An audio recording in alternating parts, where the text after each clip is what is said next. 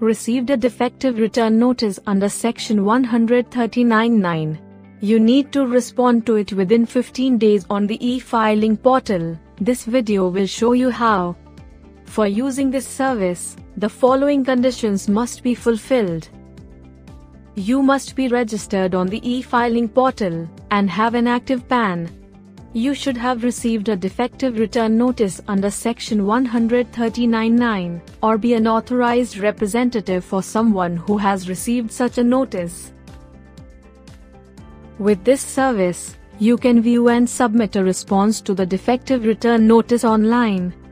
You can also add or withdraw an authorized representative to respond to defective return notice. Let's see how to view the defective return notice on the e-filing portal. After logging into the portal, go to the Pending Actions menu and select E-Proceedings. On the E-Proceedings page, you can view the proceedings under For Your Action in capacity as self. Authorized representatives can view and action the same proceedings following the same process, but after clicking the As Authorized Representative tab. On the defective notice under Section 139(9) Proceeding Record, click View Notices. On the View Notices for e-Proceedings page, click Notice Letter PDF. On the next page, you can view the notice details and download a PDF of the notice. Now, let's see how to submit a response to the defective return notice and view it after submission. On the e-Proceedings page, click View Notices for the relevant record. On the next page, click Submit Response. You will be taken to a page where details of defect will be displayed. You need to agree or disagree with the defect. In case of one defect, you can provide your response on the same page. If there's more than one defect in your return, you will need to click Provide Response to agree or disagree with the defects. Select Agree or Disagree for the defect, as applicable. If you disagree, then you have to select the relevant reason for disagreement from the drop-down menu. If you select Agree, then you have to select the mode of response, which is online ITR form or offline utility. The online ITR form option is presently available only for ITR 1 and ITR 4. If you select online mode, the ITR form that you already submitted for that AUI will open, so you can correct the defects in it. Once done, submit the ITR form. Please note that if you wish to change the original gross total income or claim of deductions under Chapter 6A, you need to file a revised return. If you select offline mode, you need to click Attach File and upload the corrected return in XML or JSON format, generated from the offline utility. Once uploaded, click Continue. Then, click the Declaration checkbox and click Proceed to E-Verify. On the next page, choose how you would prefer to e-verify your response: Aadhaar OTP, EVC, or DSC. Refer to the How to E-Verify video to learn how to e-verify returns and forms.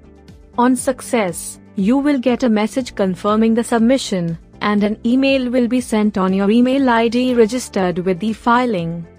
You can view your response by clicking View Response on this page. Alternately, to view your submitted response, you can click Go to e-Proceedings and view your response from the For Your Information tab. Click View Notices. Then, on the next page, click View Response. You will be taken to a new page, where the details of the response you submitted will be displayed. You can also add or withdraw an authorized representative to respond to defective return notice using this service. Let's see how. On the e-Proceedings page, click Add View Authorized Representative on a proceeding under the For Your Action tab. On the next page, you will see details of previously added authorized representatives. If you haven't added any, click Add Authorized Representative.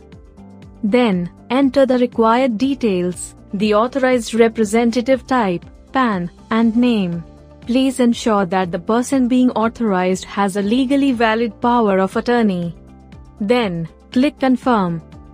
A 6-digit OTP will be sent to your e-filing registered mobile and email. Enter the OTP and click Submit. On submission, you will get a success message.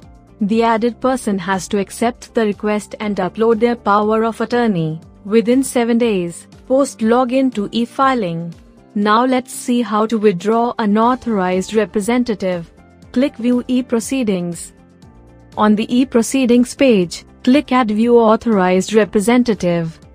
On the Authorized Representative or AR page, you may choose to withdraw an AR. To do so, click Withdraw for that AR. To activate the authorized representative again, click Make Active. The process will be the same as when adding a new AR. If the authorized representative request has not been accepted by the AR yet, they will be removed, and the status will change to cancelled.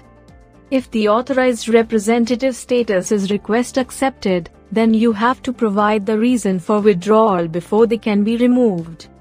Click OK. Then, the status will change to cancelled. That covers all the facilities under the Response to Defective Return Notice service. Connect with us for more information.